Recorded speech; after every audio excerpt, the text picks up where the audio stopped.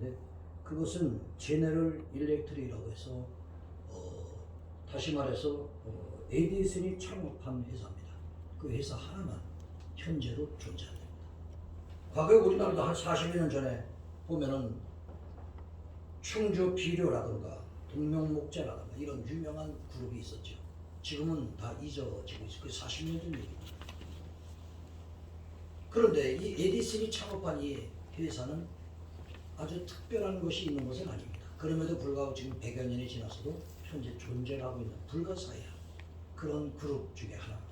그런데 신입사원들이 들어왔을 때 반드시 보여주는 게 있답니다. 그것이 뭐냐면 유리 항아리에다가 물을 넣고 거기다가 개구리를 집어넣습니다. 그리고 서서히 알코올로 물을 뜨겁게 만들어 갑니다.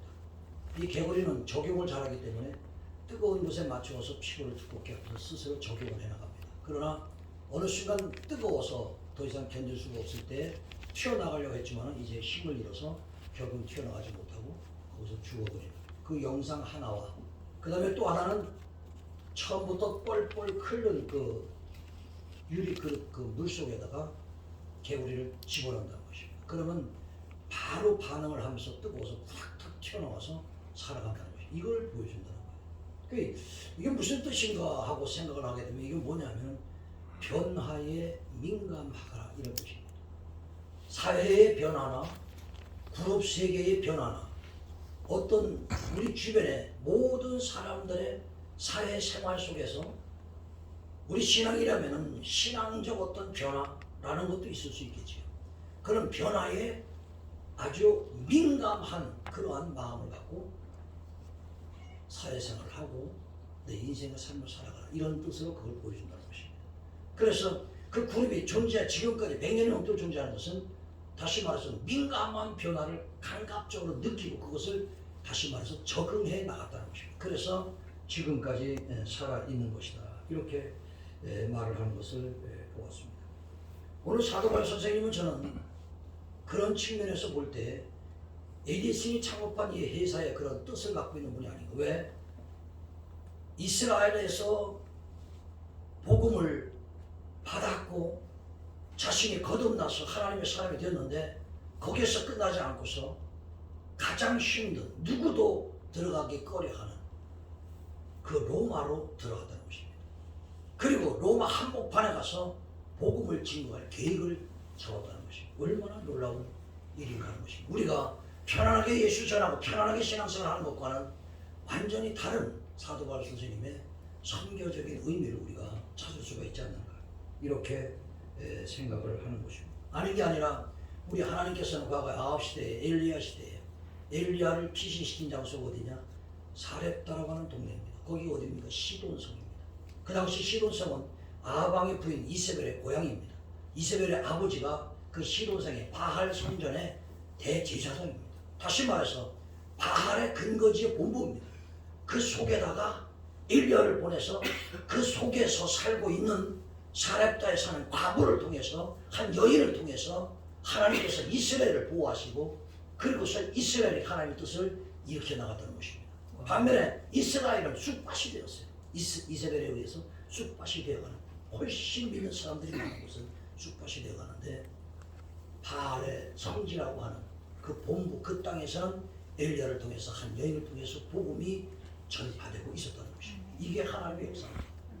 오늘 우리가 로마로 들어갔다 하는 이 사실이 그냥 간단하게 우리가 느껴지는 것이 아니라 사도 바울 선생님의 시대와 때 사회 변화 이 모든 것을 민감한 착취를 하시고 그리고서 자신의 앞길 하나님의 뜻 안에서 정하고 그리고서 로마로 들어간 것이 아닌가 이런 생각을 하게 되는 것입니다. 그래서 사도 바울 선생님은 2000년 전의 인물이시지만 도저히 우리가 쉽게 판단할 수 있는 그런 분이 아니라 앞서가는 분이었구나 하는 것을 느끼게 되었습니다. 이제 두 번째로 저는 여기서 느끼는 것은 내가 선교해야 되는 지역을 정하고 그 지역을 품어야 된다라는 것입니다.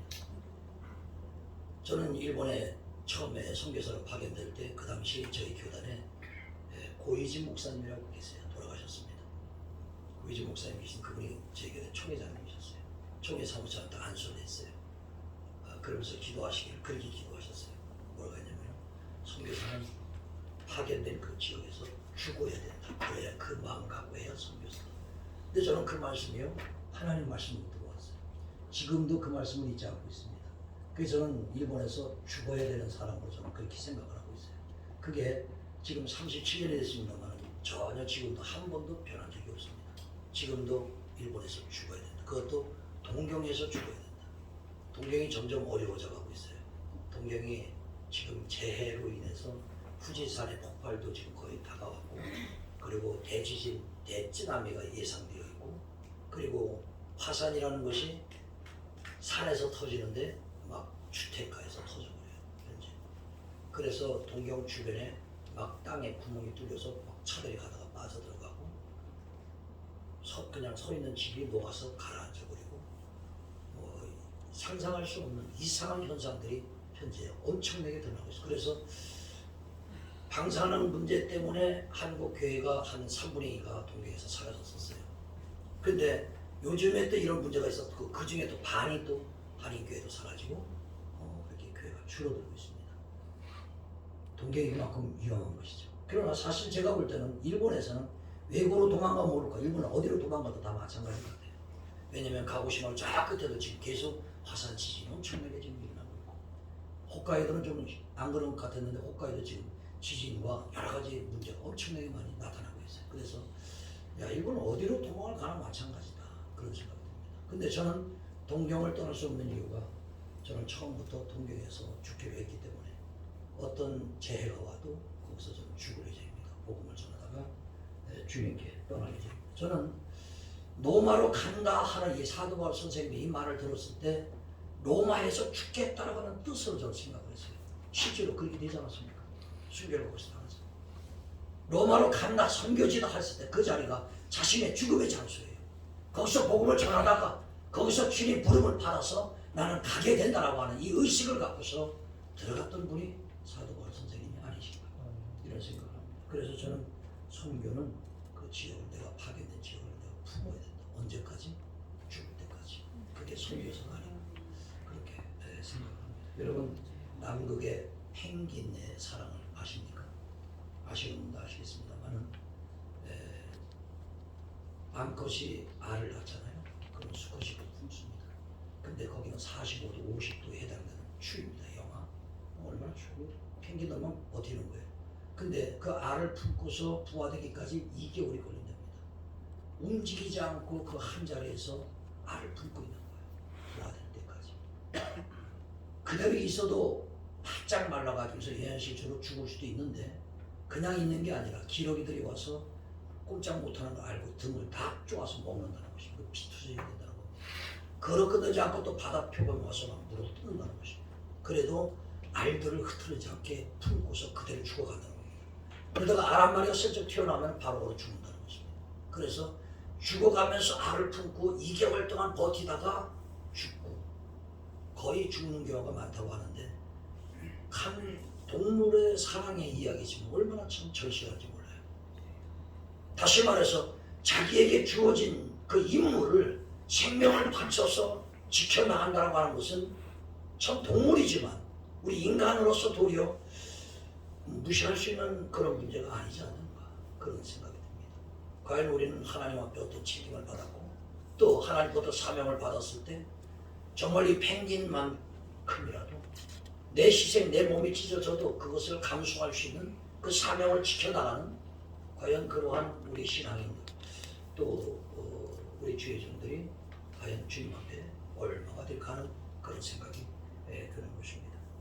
우리는 정말 하나님 앞에 지역을 품고 선교할 수 있는 그러한 우리 남부 협회가 됐으면 하는 그런 간절한 소망이 있습니다. 이제 세 번째로는 로마로 들어간다는 것은 죽으리라는 각오로 들어가지 않았을까? 그렇습니다. 로마는 죽음의 장소입니다. 그 장소를 알고 들어갑니다. 그러나 새사람스러운 것은 아닌 것 같아요. 왜냐하면 구약에도 수많은 하나님의 백성들이 죽음의 장소를 알고서 믿음의 절개를 지켰던 분들이 얼마나 많이 존재합니다.